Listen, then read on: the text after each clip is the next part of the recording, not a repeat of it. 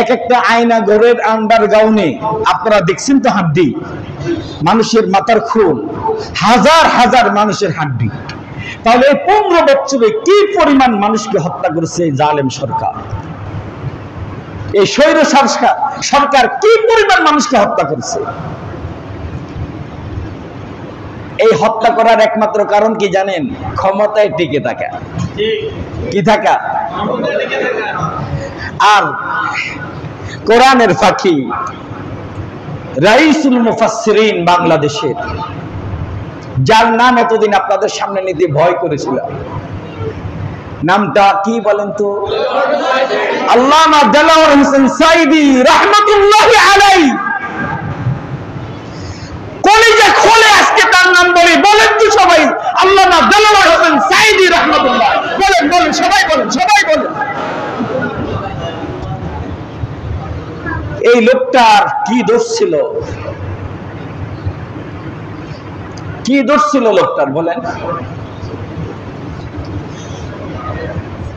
এই লোকটার ছেলে যখন মারা যায়, রফিক সাঈদী রাহমাতুল্লাহি আলাইহি, জেলখানা থেকে সাঈদী সাহেবকে যখন তার জানাজা আনা হলো, সাঈদী সাহেব জাতির সামনে সেদিন কি বলেছিল মনে আছে আপনাদের? আল্লাহ তোমাকে সাক্ষী রেখে বলছি, ৭১-এর কোন কালিমের সাথে আমি দেলোয়ারের কোন সম্পর্ক নাই নাই নাই। বলে নাই? বলে নাই?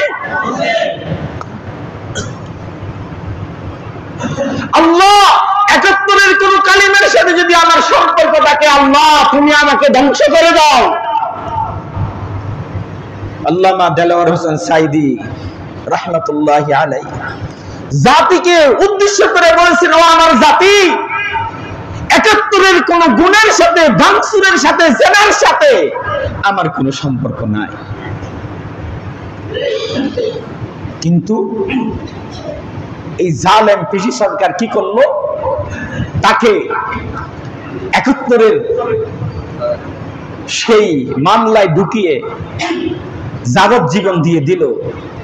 ভাবছিল মারা যাবে জেলখানায়, কিন্তু দেখতেছে যেহেতু সে মারা যাচ্ছে না, এই হাসিনা সরকার এই আগস্ট মাসে, গত বছর আগস্টের 14 তারিখ তার বাবা মরছে, 15 তারিখ বাস তাদের কি চিন্তা ফিকির দেখেন। আল্লাহর এত বড় একজন ওলি, কোরআনের পাখি, বাংলার জমিন নয়, বাংলার জমিন নয়, সারা পৃথিবীর মানুষকে যিনি তাফসীর শিখিয়েছেন, এরকম একজন আল্লাহর বান্দাকে, এরকম কোরআনের প্রেমিককে সেই 14 আগস্ট ফিজি হাসপাতাল, বঙ্গবন্ধু হাসপাতাল বলতে আমার লজ্জা লাগে, এই হাসপাতালে এনে ইঞ্জেকশন, বিষের ইঞ্জেকশন পুশ করে এই আল্লাহর ওলিকে মেরে ফেলছে। মারি ফেলছে। জাতি চেয়েছিল, ঢাকাবাসী চেয়েছিল ঢাকাতে একটা জানাজা পড়তে, এই জালেম ঢাকাতে জানাজা পড়তে দেয় নাই, ঢাকাতে জানাজা পড়তে দেয় নাই। এই কোরআনের পাখি চট্টগ্রামের ফ্রাত ময়দানে তাফসীরুল কোরআন মাহফিলে বলছিল, ও জালেম শৈল শাসক, জেনে রাখো তোমরা তোমাদের ক্ষমতার মধ্যে ক্ষমতা টিকানোর জন্য জালেম সবসময় যতগুলো ছিদ্র আছে ক্ষমতা টিকে থাকার জন্য সব ছিদ্র বন্ধ করে দেয়। সব ছিদ্র, যে ছিদ্রগুলোতে সে পতন হবে, এরকম প্রত্যেকটি ছিদ্র কি জালেম কি করে দেয়? বলেন বলেন বলেন। কিন্তু মনের